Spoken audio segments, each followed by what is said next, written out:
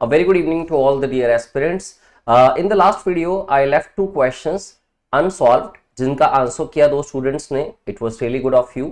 तो आज की क्लास में भी एक क्वेश्चन या दो क्वेश्चन मैं ऐसे ही छोड़ूंगा और आप लोगों को आंसर करना है उसका करेक्ट आंसर क्या होगा. तो this is part 4 of fill in the blanks SSC PYQs के अंदर. तो सबसे पहला क्वेश्चन देखते हैं सीक्वेंस के अकॉर्डिंग. अगर ये क्वेश्चन देखें तो this is question number 46, right. So the friends decided to play cards to dash time while waiting for the cab. तो दोस्तों ने डिसाइड किया कि कार्ड्स खेलते हैं क्योंकि उस टाइम पे वो क्या कर रहे थे, वेट कर रहे थे कैब की, right. So the friends decided to play cards to do what. अब टू आया, इतना तो क्लियर है कि यहाँ वर्ब की फर्स्ट फॉर्म आनी चाहिए, टू इन्फिनिटिव होगी. To ignore the time, to kill the time, to move the time, to case the time.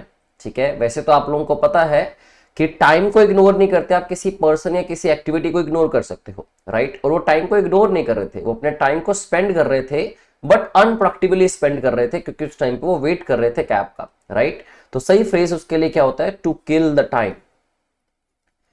To kill time का मतलब क्या होता है, टाइम को स्पेंड करना उस मैनर में जो कि प्रोडक्टिव नहीं होता, स्पेशली जब आप किसी चीज की वेट कर रहे हैं. ठीक है, तो उस टाइम को गुजारने को कहते हैं टू किल टाइम. मूव नहीं कर सकते टाइम को आप, किसी नॉन लिविंग चीजों को मूव कर सकते हैं या फिर खुद आप मूव हो सकते हैं एक प्लेस से दूसरे प्लेस तक. केस नहीं हो सकता, केस वैसे भी नाउन है. तो to kill time will be the right answer, option B. काफी आसान क्वेश्चन था. देखा जाए तो एसएससी सीजीएल टीयर 2 के अंदर आपसे एक क्वेश्चन पूछा गया 2 मार्च 2023 को. नेक्स्ट क्वेश्चन देखिए दोस्तों. Next question is the house they both. वो घर जो उन्होंने खरीदा was dash spacious than their previous house. अब देखिए, जब भी किसी सेंटेंस में THAN इस प्रेपोजिशन का यूज किया हो तो इससे ये क्लियर होता है कि यहां पे किया जा रहा होगा कंपैरिजन बिटवीन टू. किन्हीं भी दो एंटिटीज के बीच में कंपैरिजन होगा और आपको पता होना चाहिए कि कंपैरिजन के टाइम पे हम जो एडजेक्टिव्स यूज करते हैं या फिर आप एडवर्ब्स यूज करते हो वो दोनों की दोनों ही डिग्री कंपैरेटिव की होनी चाहिए. ठीक है, अब जैसे देखिए, हम अगर बात करते हैं एडजेक्टिव बैड की तो इसका कंपैरेटिव क्या होता है, वर्स, और इसका सुपरलेटिव क्या होता है, वर्स्ट, राइट. लेकिन जब आप एडवर्ब की बात करते हैं बैडली की तो बैडली की भी कंपैरेटिव होती है एडवर्ब की, that is more badly and most badly. तो हमेशा ध्यान रखिए जब भी दैन गिवन है, कंपैरिजन हो रहा है, अगर दो पर्संस के बीच में दो एंटिटीज का कंपैरिजन हो रहा है, दो नाउन्स प्रोनाउंस का, तो आप एडजेक्टिव की कैटेगरी को यूज करते हैं. बट अगर दो पर्संस के एक्शंस का कंपेयर कर रहे हैं, ठीक है, तो आप एडवर्ब्स को यूज करते हैं और एडवर्ब्स की भी पॉजिटिव, कंपैरेटिव और सुपरलेटिव डिग्रीज होती है. तो अब यहां बात किसकी, हाउस की. इतना तो क्लियर है कि मुझे चाहिए यहां पे एडजेक्टिव, और एडजेक्टिव कैसा होना चाहिए, डिग्री कंपैरेटिव का होना चाहिए. लेकिन एडजेक्टिव ऑलरेडी यहां लगा हुआ था स्पेशियस. अब स्पेशियस एडजेक्टिव है तो स्पेशियस का कंपैरेटिव क्या होगा, मोर स्पेशियस, राइट. ऑप्शन में देखें तो मोर ये रहा ऑप्शन डी के अंदर, तो आंसर आ गया आपका ऑप्शन डी. ठीक है. हाँ, अगर मान लीजिए यहां लिखा होता spacious among all there previous houses, तो उनके पिछले सारे घरों में सबसे ज्यादा स्पेशियस था, तो आप मोस्ट लगा देते क्योंकि यहां दो से ज्यादा के बीच में कंपैरिजन हुआ या सबके बीच में कंपैरिजन हुआ. ठीक है, तो आंसर आ गया ऑप्शन डी. नेक्स्ट क्वेश्चन करते हैं. The management wants to dash restrictions at the work place. तो मैनेजमेंट क्या चाहती है कि वो रेस्ट्रिक्शंस को डैश करे. अब आपके माइंड में क्या आंसर बनता है, एक शैडो आंसर हमेशा क्रिएट किया करो ऑप्शंस पे जाने से पहले कि मैनेजमेंट शायद रेस्ट्रिक्शंस लगाना चाहती है वर्क प्लेस पे. ठीक है, तो रेस्ट्रिक्शंस को ब्रेक करना, रेस्ट्रिक्शंस को इंपोज करना, रेस्ट्रिक्शंस को सेटल करना या रेस्ट्रिक्शंस को एनकरेज करना. देखिए, सेटल तो रेस्ट्रिक्शंस नहीं हो सकती. सेटल आप कोई भी डिस्प्यूट कर सकते हो, ठीक है, या कुछ चीजों को आप सेटल कर सकते हो किसी जगह पे.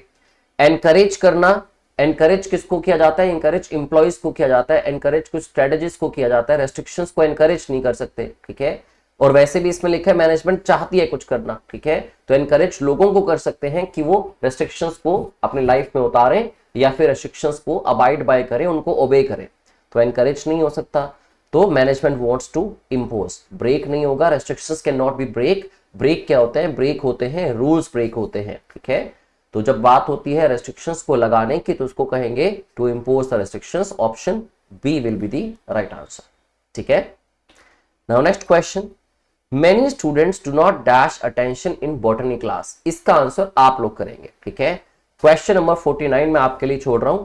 लिखा है बहुत से स्टूडेंट्स डैश नहीं, क्या नहीं करते, dash attention in botany class.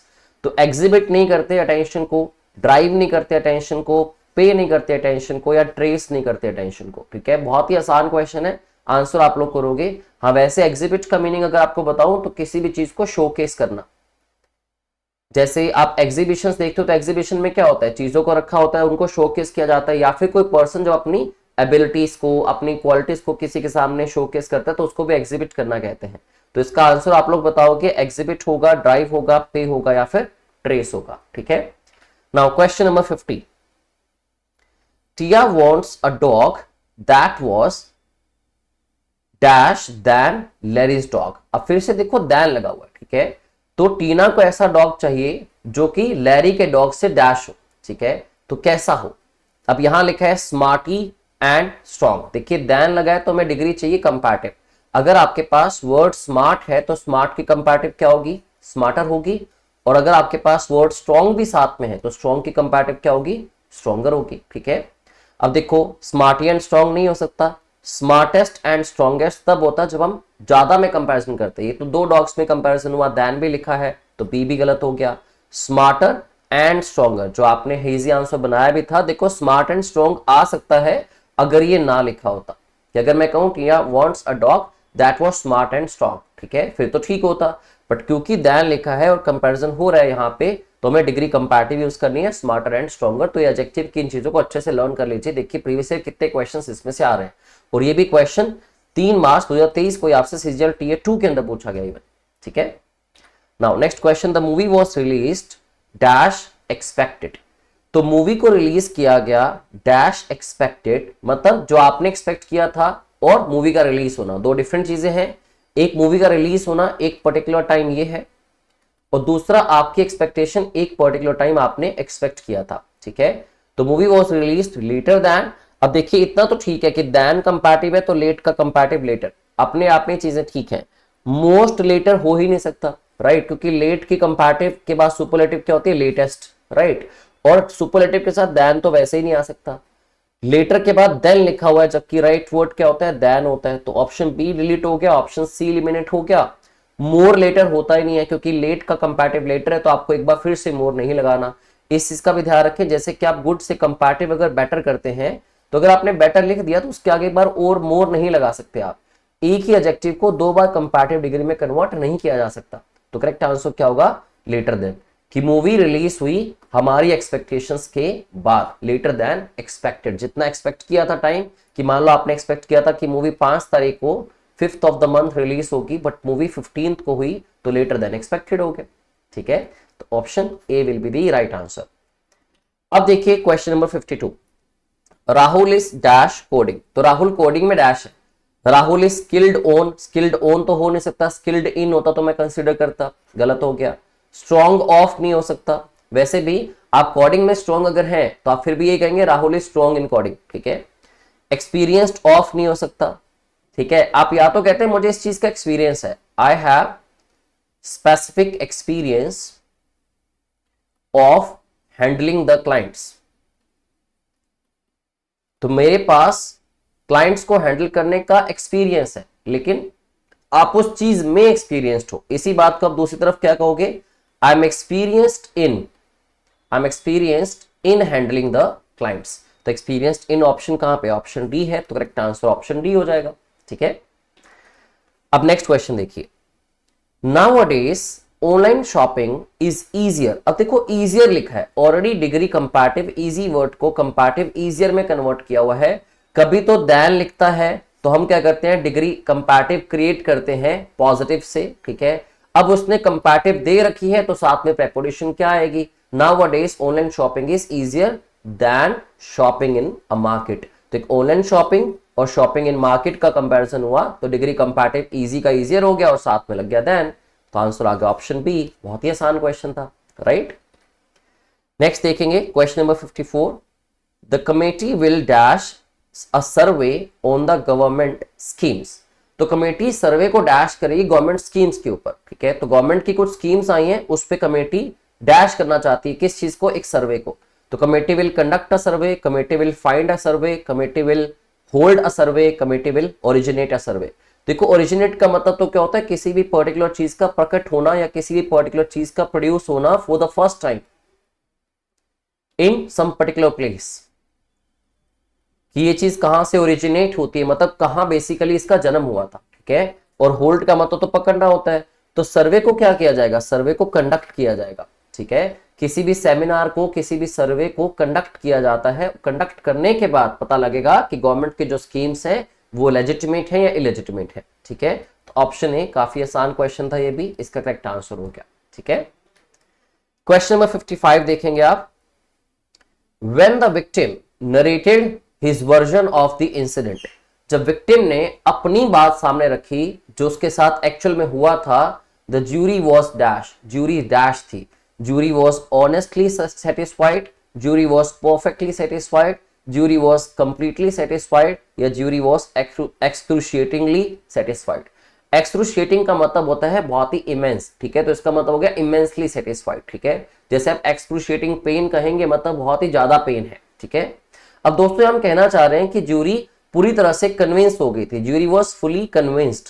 जब विक्टिम ने अपनी बात सामने रखी तो ज्यूरी वॉज फुली कन्विंस्ड, वो पूरी तरह से कन्विंस हुए थे। और पूरी तरह से कन्विंस होने के लिए हम सेटिस्फाइड के साथ ऑनेस्टली वर्ड यूज नहीं करेंगे, हम परफेक्टली भी, क्योंकि सेटिस्फाई होना उसमें परफेक्शन या इम्परफेक्शन का तो सवाल ही नहीं है, बस सेटिस्फेक्शन किस लेवल तक की है, ठीक है। बहुत ज्यादा सेटिस्फेक्शन है तो उसके लिए करेक्ट वर्ड्स क्या होंगे, completely satisfied which means fully convinced. तो ये कॉन्टेक्चुअल मिस्टेक है, वर्ड का सिर्फ यूजेज है महज, इसमें ग्रामर की कोई गलती नहीं थी। तो ऑप्शन सी आपका करेक्ट आंसर आ जाता है इस क्वेश्चन का, क्वेश्चन नंबर 55 का, ओके। अब 56 देखिए, काफी इंटरेस्टिंग क्वेश्चन है, टेंसेस में से आया क्वेश्चन। तो बाय दिस टाइम टुमारो, पहली बात तो इसका मतलब समझिए, इस बात का मतलब क्या होता है, ठीक है। जैसे मान लीजिए मैं कहता हूं by this month next year, या फिर मैं कहूं बाय दिस टाइम टुमारो, तो इस बात का मतलब है कल इस वक्त तक, ठीक है। तो जब भी आप ऐसे लिखते हैं तो एक डेडलाइन की बात होती है। बाय दिस टाइम टुमारो मतलब कल इस समय तक, या by this month next year मतलब अगले साल इस महीने तक। तो there is a deadline being talked about, ठीक है। तो क्या होगा, I dash the work assign to me, तो मैं काम को पूरा कर चुका होऊंगा जो मुझे असाइन किया गया है, ठीक है। अब देखो यहां गलती क्या है, आई विल हैव डिड। अब हैव के साथ डिड तो आ ही नहीं सकता, हैव के साथ तो वर्ब की थर्ड फॉर्म आनी चाहिए, डन। तो फर्स्ट ऑप्शन तो वैसे एलिमिनेट हो गया। अब विल डू दोस्तों क्यों नहीं आ सकता, अगर मैं ये कहता कि टुमारो, कल मैं इस काम को करूंगा, तो tomorrow I will do the work assign to me, फिर ठीक हो जाता। लेकिन ये कह रहा है इस समय तक, कल तक, मतलब मैं काम कंप्लीट कर चुका हूंगा, ये मेरी डेडलाइन है, ठीक है। तो इसमें आपको टेंस कौन सा चाहिए था, आपको इसमें टेंस यूज करना था फ्यूचर का परफेक्ट। अब फ्यूचर परफेक्ट टेंस का क्या रूल होता है, आप विल को यूज करते हैं या फिर शेल को यूज करते हैं। अब परफेक्ट आया that means has and had आएंगे, लेकिन यहां हैव क्यों लगाते हैं हम, क्योंकि मॉडल वर्ब के साथ हमेशा फर्स्ट फॉर्म आती है और फर्स्ट होती है हैव, और हैव के साथ आने वाली वर्ब हमेशा ही क्या होती है, वर्ब की थर्ड फॉर्म। तो will have plus V3, I will have done the work assign to me, जो काम मुझे असाइन किया गया है उसको मैं कंप्लीट कर चुका हूंगा इस समय तक, ठीक है। जैसे मान लो कोई कहता है, मैंने पीछे लिखा था by this month next year मुझे अपनी डिग्री मिल चुकी होगी या फिर मैं ग्रेजुएशन कंप्लीट कर चुका होऊंगा, आई विल हैव कंप्लीटेड ग्रेजुएशन, या फिर दूसरा सेंटेंस जो मैंने बोला आई will have got my degree. तो इस महीने, अगले साल इस महीने तक मुझे अपनी डिग्री मिल चुकी होगी, या अगले साल इस महीने तक मैंने अपनी ग्रेजुएशन पूरी कर ली होगी, वैसे ही कल इस समय तक मैं अपना काम पूरा कर चुका होऊंगा। अब ये लिखा है विल बी डन। अब विल बी डन तो वैसे भी क्या है, पैसिव वॉइस है, पैसिव वॉइस है, जबकि आपका सब्जेक्ट यहां पे तो आई था और ये कह रहे हैं मैं काम करूंगा, action will not be done on I, ठीक है, he is going to do some action. Will be done का मतलब ये होता है कि अगर मैं उल्टा कर दूं इसको, द वर्क, फिर भी पैसिव वॉइस में मैं लगाऊंगा work will have been done by me, क्योंकि विल हैव डन का पैसिव वॉइस होगा विल हैव बीन डन, ठीक है। और अगर मैं कहता हूं I will do the work, तो I will do the work का पैसिव वॉइस क्या होगा, the work will be done by me. तो आपको इसमें पैसिव वॉइस तो वैसे ही नहीं चाहिए था, क्योंकि आई आपका सेंटेंस का सब्जेक्ट है जो डूअर ऑफ एक्शन है, इसलिए ऑप्शन डी भी गलत हो गया, आंसर आ गया will have done, question number 56 का, टेंसेस अपने स्ट्रॉन्ग कर लीजिए। टेंसेस में भी फिल इन द ब्लैंक के क्वेश्चंस भी आते हैं, स्पोर्टिंग एरर्स के भी आते हैं, और साथ ही साथ सेंटेंस इंप्रूवमेंट या सेंटेंस करेक्शन के क्वेश्चंस भी देखे जाते हैं। ठीक है, तो चलिए अगला क्वेश्चन करते हैं। Dash the thought it will be a great idea someday. मैं क्वेश्चन आप पे छोड़ूंगा जबकि मैं सबके मीनिंग्स बता देता हूं। ठीक है, तो dash the thought it will be a great idea someday, तो थॉट को डैश करो, एक दिन ये अच्छा आइडिया होगा। दोस्तों लास्ट में लिखा है होल्ड अगेंस्ट। होल्ड अगेंस्ट होता है किसी के अगेंस्ट कोई भी ग्रजेस होल्ड करना दिल में, या फिर किसी पुराने उसके एक्शंस को यूज करके एक रीजन बना लेना उसके बारे में बैड ओपिनियन जनरेट करने का। To make something a reason to hold a bad opinion of someone।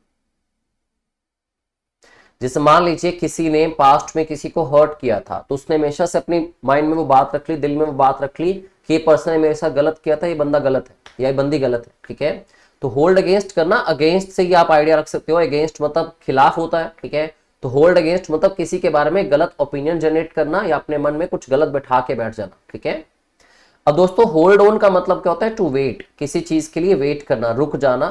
ठीक है, तो वेट करना या to stop something means hold on. Hold to कोई भी फ्रेजल वर्ब नहीं होती, होल्ड एक खाली वर्ब होती है, टू की जरूरत नहीं है यहां पे लगाने की। ठीक है, और होल्ड ऑन टू का मतलब क्या होता है? To keep an idea in mind, किसी भी एक आइडिया को, किसी भी ओपिनियन को अपने दिमाग में रखना। ठीक है, तो मैंने आपको सारे मीनिंग समझा दिए हैं। अब आपको क्वेश्चन नंबर 57 का आंसर कमेंट बॉक्स में बताना है कि यहाँ क्या आएगा, hold on to, hold on या होल्ड अगेंस्ट। ठीक है, आई नो आप आंसर करोगे, और जिन बच्चों ने पिछली क्लास में आंसर किया था उनसे तो मुझे बहुत उम्मीदें हैं। तो चलिए क्वेश्चन नंबर 58 पढ़ते हैं। Robin watched as the smoke dash steadily from the chimney. तो रोहित ने क्या देखा, रॉबिन ने क्या देखा सॉरी, कि जो स्मोक थी वो डैश हुई, स्टेडली मतलब आराम से, फ्रॉम द चिमनी, चिमनी से। ठीक है, तो हंग, अब देखिए दोस्तों हैंग की बात करते हैं तो हैंग की सेकंड फॉर्म हंग होती है, थर्ड फॉर्म क्या होती है? हंग होती है। ठीक है, लेकिन हैंग की अगर सेकंड थर्ड फॉर्म आप देखते हो तो हैंग्ड हैंग्ड भी होती है। अब यहां स्टूडेंट कंफ्यूज आते हैं कि कौन सा वर्ड फिल करें। ठीक है, तो जो हंग वाली कैटेगरी है ये नॉन लिविंग ऑब्जेक्ट्स के लिए यूज की जाती है, किसी भी चीज को टांगना। बट ये हैंग्ड और हैंग्ड है, ये फांसी देने के लिए किसी लिविंग बीइंग के लिए यूज की जाती है। ठीक है, तो ये ध्यान रखना। अब देखिए जो स्मोक है वो लटक तो नहीं सकती, तो ए तो गलत हो गया। ठीक है, smoke rose from the chimney, तो चिमनी से स्मोक राइज हुई मतलब वो उठी। स्मोक लेफ्ट, अगर मैं कहता हूं कि चिमनी के थ्रू स्मोक जो थी वो निकल गई, तो फिर मुझे कहना पड़ेगा थ्रू द चिमनी। ठीक है, तो लेफ्ट थ्रू द चिमनी हो सकता है स्मोक के लिए, तो ऑप्शन सी गलत हो गया। वेंट, अब मैं कहता हूं कि कोई गया, तो पर्सन के लिए यूज करते हैं। ठीक है, स्मोक की बात हुई तो ये कह रहा है कि स्मोक उठी, वो राइज हुई बड़े आराम से चिमनी से। ठीक है, तो rose steadily from the chimney, option B will be the correct answer. Okay, now question number 59। The girl was dash as she was drenched in the rain. अब कॉन्टेक्चुअली समझ आ रहा है कि अगर वो बारिश से पूरी तरह से भीग गई थी तो लड़की क्या होगी? वो बोल्ड थी, गोल्ड थी, कोल्ड थी या फिर टाइट थी। अब टाइट होता है कि फर्म किसी चीज का होना, अब क्योंकि रेन में अगर बारिश में आप भीग जाते तो अब क्या होता है? ठंड लगती है ना आपको। ठीक है, अब बोल्ड का मतलब क्या होता है? कोई भी सडन हैपनिंग या सडन किसी भी चीज की मूवमेंट, तो बोल्ड तो नहीं आ सकता। ठीक है, गोल्ड, लड़की मतलब गोल्ड बन गई, जैसे उस पर बारिश पड़ी तो सारे बारिश में नहाना शुरू कर देंगे। तो गर्ल वॉज कोल्ड, बहुत ही आसान क्वेश्चन था, ऑप्शन सी इसका करेक्ट आंसर होगा। ठीक है, लास्ट क्वेश्चन इस क्लास का, द एंगल्स आर इक्वल। अब वैसे तो आपको ये जनरली खुद ही पता होगा कि अगर एंगल्स मान लीजिए इक्वल हैं किसी भी एक पर्टिकुलर शेप के, और ऐसा आप देखते हैं स्क्वायर में कि अगर सारे एंगल्स इक्वल हैं तो सारी साइड्स भी क्या होती है? इक्वल होती है, और सारे डायगोनल्स भी क्या होते हैं? इक्वल होते हैं। ठीक है, बट हमें मान लीजिए ये नहीं भी पता, तो इंग्लिश के हिसाब से इंग्लिश को करते हैं, मैथ्स में नहीं जाते। So the angles are equal and consequently का मतलब होता है एज अ रिजल्ट, और उसी की वजह से as a result the sides are also equal. Sides भी इक्वल होंगी, अनइक्वल नहीं होंगी, लार्जर नहीं होंगी, स्मॉलर नहीं होंगी, sides are equal. Option A इसका करेक्ट आंसर आ गया। ठीक है, तो क्वेश्चन आसान है बट क्वेश्चन बड़े इंपॉर्टेंट है और काफी इंटरेस्टिंग में। एक ये करते क्या है, आपकी थोड़ी बहुत वोकैब की रिवीजन करवा देते हैं, थोड़ा बहुत कॉन्सेप्ट का आइडिया हो जाता है आपको, प्लस आपकी ग्रामर भी रिवाइज होती है। ठीक है, प्लस कॉमन सेंस के क्वेश्चंस भी बड़े आराम से सॉल्व कर सकते हो आप। तो चलिए अगले वीडियो मिलेंगे, लेकिन कमेंट बॉक्स में ये जो क्वेश्चंस मैंने छोड़े इनका आंसर आप लोगों को आज ही करना है, ठीक है। Thank you very much, have a good day.